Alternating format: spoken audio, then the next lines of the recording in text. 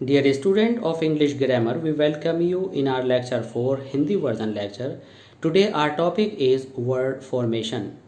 इस word formation topic में हम स्टडी करते हैं नॉमिनलाइजेशन की, और नॉमिनलाइजेशन क्या होता है आप प्रीवियस लेक्चर्स में समझ चुके हैं।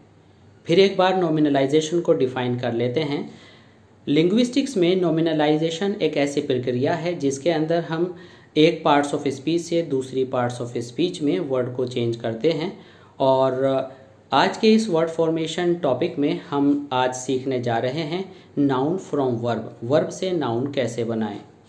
जब हम एक पार्ट्स ऑफ स्पीच से दूसरी पार्ट्स ऑफ स्पीच में नाउन से वर्ब, वर्ब से नाउन, एडजेक्टिव से नाउन, नाउन से एडजेक्टिव, कुछ इस तरह के चेंजेस करते हैं तो वहाँ पर हमें सफिक्सेस और प्रीफिक्स की ज़रूरत पड़ती है। ऐसे ही आज हम यहाँ पर आपको कुछ सफिक्सेस आपके सामने बताने जा रहे हैं जो कि हमें नाउन फ्रॉम वर्ब, वर्ब से नाउन बनाने में यूज़ करने हैं। पिछले लेक्चर्स में आपने नाउन से एडजेक्टिव और एडजेक्टिव से नाउन बनाना सीखा है, उसमें आपने सफिक्सेस यूज़ किए थे।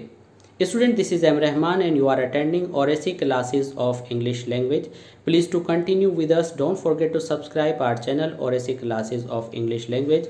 और अगर आपको हमारे लेक्चर्स पसंद आते हैं तो प्लीज़ हमारे इस चैनल को सब्सक्राइब करना, लाइक करना, शेयर करना मत भूलिएगा। तो स्टूडेंट्स, आज वर्ब से नाउन बनाने में देखते हैं कि कौन कौन से सफिक्सेस यहाँ काम आने हैं, जो कि ग्रीन कलर से यहाँ पर मेंशन किए गए हैं। मेंट, TION, शन, AL, ITY, AGE, ERORY, ANCE, SSION, SION, URE, ERE। यहाँ पर हमारा जो पहला वर्ब है वह है अप्रूव। अप्रूव का मतलब होता है अनुमोदित करना। इसमें अल जोड़ करके अप्रूवल बन गया, जिसका मतलब है अनुमोदन, यानी जो चीज़ स्वीकृत हो गई है, तो ये नाउन बन गया। इसके बाद है बरी। बरी में हमने इसी तरह से AL जोड़ा तो burial.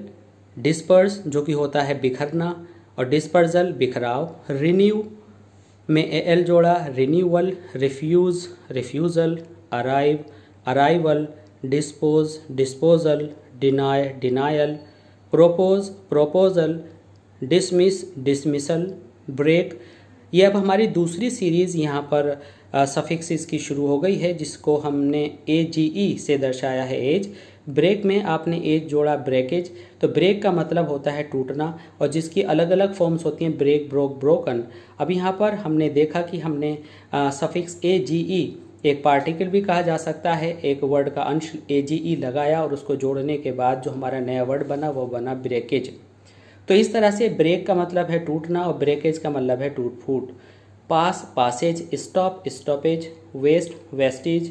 Carry, carriage. Marry, marriage. Leak, leakage. Store, storage. Fail, failure. Depart, departure. Mix, mixture. Please, pleasure. Close, closure. अब यहाँ पर हमारी एक नई सीरीज़ शुरू होती है वाई की, जो कि हम सफिक्स के रूप में वाई ऐड करने जा रहे हैं। हमारी वर्ब है डिलीवर। डिलीवर में आपने वाई ऐड किया है in the end of the word. Delivery, enter, entry. Discover, discovery. Recover, recovery.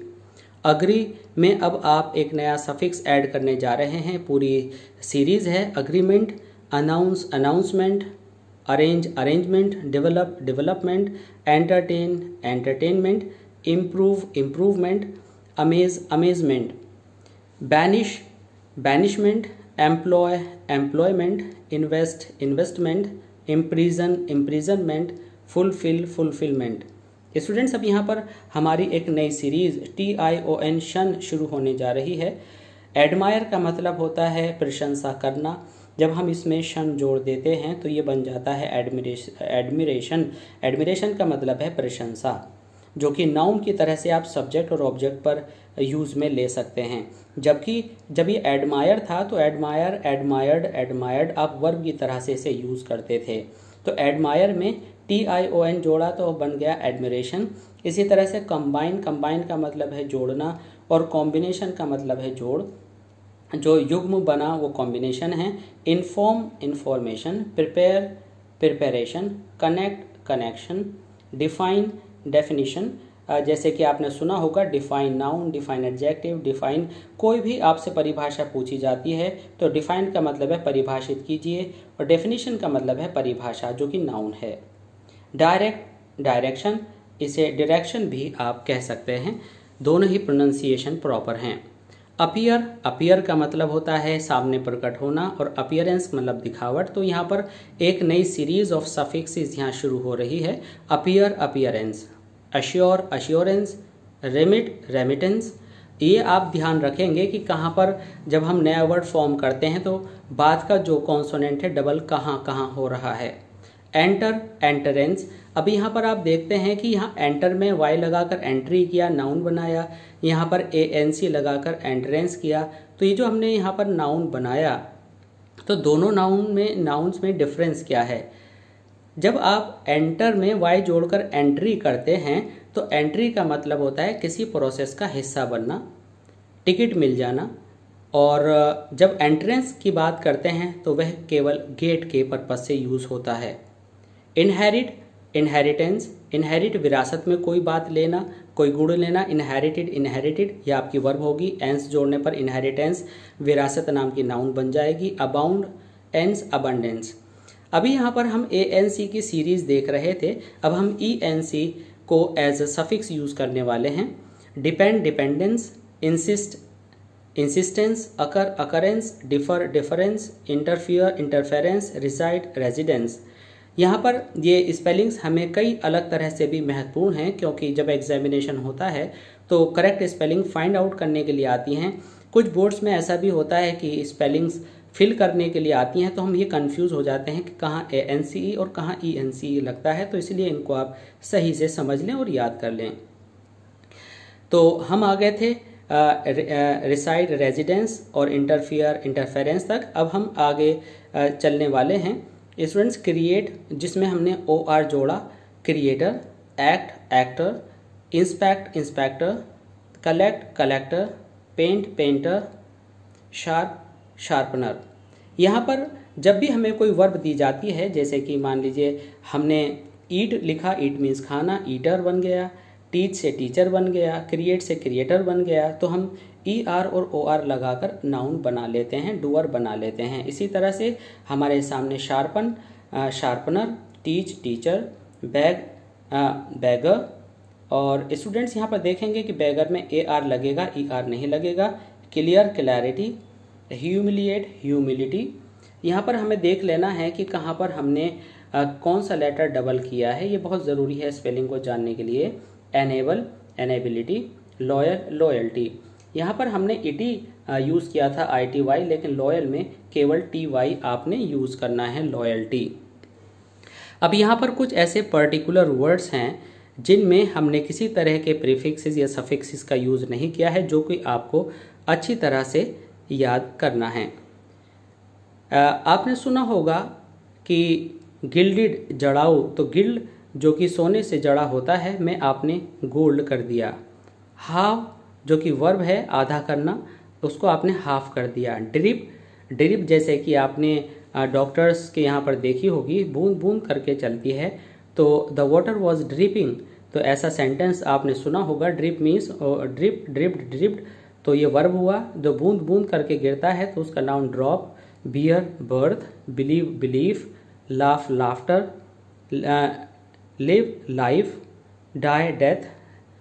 यहाँ पर एक नया वर्ड हमारे सामने है, सेल। ये जो सेल है इसका मतलब होता है बेचना, और दूसरा है सेल, प्रोनाउंसिएशन थोड़ी डिफर है। Sell, sell, strive, strive, price, price. जैसे कि आप कहते हैं कि किसी भी कीमत पर, तो वो प्राइस होता है, तो प्राइस उसका नाउन होगा। पब्लिश, पब्लिक, टॉपल जो सबसे ऊपर जाने की बात करता है, टॉप, हील, हेल्थ, और रिलीव, रिलीफ।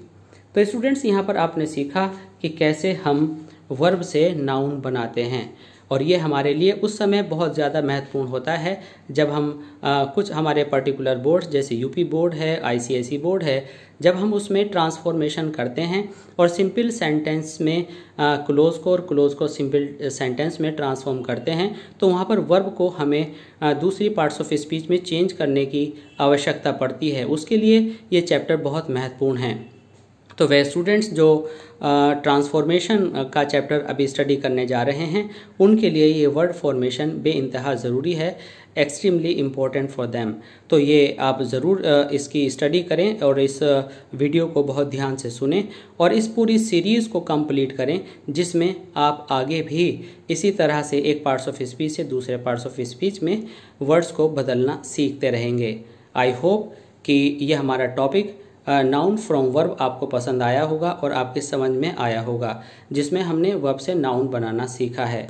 तो स्टूडेंट्स, अगर ये लेक्चर आपको पसंद आया तो प्लीज़ हमें सब्सक्राइब करना मत भूलिएगा। हमारा चैनल है और ऐसी क्लासेस ऑफ इंग्लिश लैंग्वेज, और प्लीज़ लाइक, शेयर और कमेंट करना मत भूलिएगा। धन्यवाद।